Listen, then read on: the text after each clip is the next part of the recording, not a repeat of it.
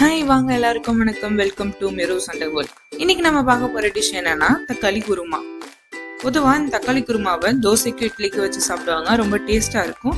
இன்னைக்கு அந்த டிஷ்ஷை எப்படி செய்யலான்னு பார்க்கலாம் வாங்க. தேவையான பொருட்கள்: தக்காளி 1/2 கிலோ, சின்ன வெங்காயம் 100 கிராம், தேங்காய் சில துண்டு, பொட்டுக்கடலை 50 கிராம், சோம்பு 1 டீஸ்பூன், கிராம்பு 4, பட்டை சிறிய துண்டு,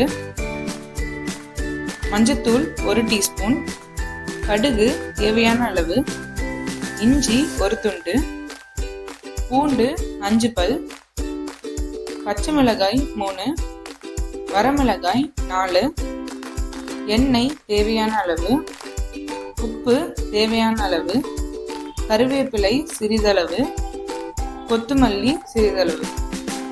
வாங்க மசாலா பேஸ்ட் எப்படி ரெடி பண்ணலான்னு பார்க்கலாம்.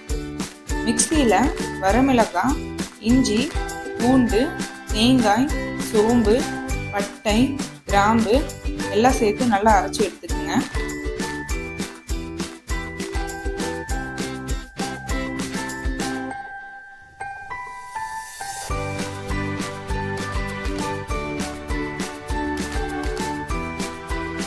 இப்போ பொட்டுக்கடலை கொஞ்சம் சேர்த்து அதோட தண்ணி சேர்த்து நல்லா அரைச்சி எடுத்துக்கோங்க. பேஸ்ட் ரெடி ஆயிடுச்சு. கடாயில் எண்ணெய் ஊற்றி காய வச்சுக்கலாம். இப்போ எண்ணெய் காஞ்ச பிறகு கடுகு பருப்பு நல்லா சேர்த்து தாளிச்சுக்குங்க.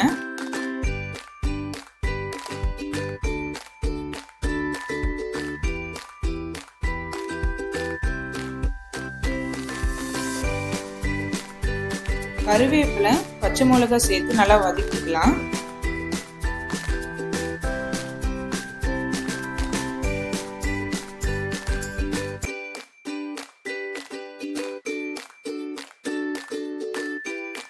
இப்போ சின்ன வெங்காயம் சேர்த்து நல்லா கோல்டன் ப்ரௌன் வர வரைக்கும் நல்லா வதக்கிக்கலாம்.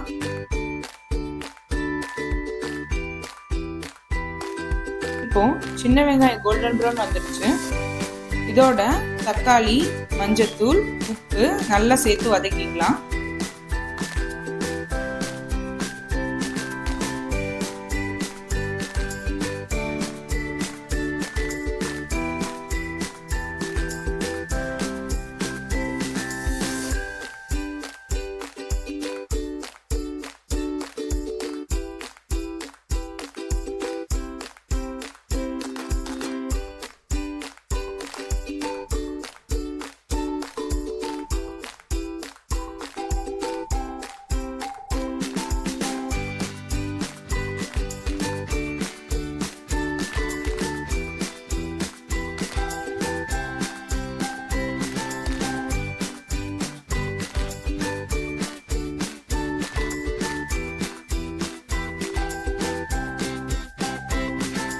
இப்போ மூடி வச்சு 5 மினிட்ஸ் கேப்ல நல்லா மிக்ஸ் பண்ணிக்கலாம்.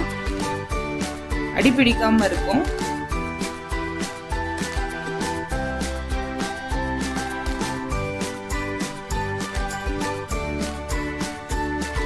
எண்ணெய் பிரிந்து வந்ததும் அரைச்ச மசாலா பேஸ்ட் எடுத்து சேர்த்துக்கலாம்.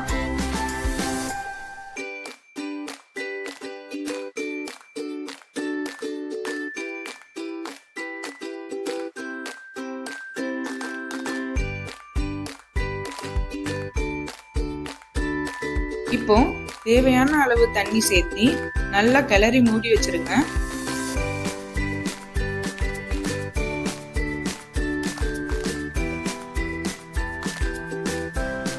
குழம்பு கொதிக்கட்டும்.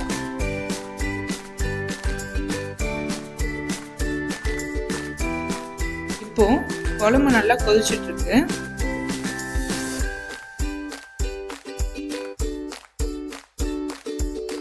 சிம்மில் வச்சு கிளறிக்கலாம்.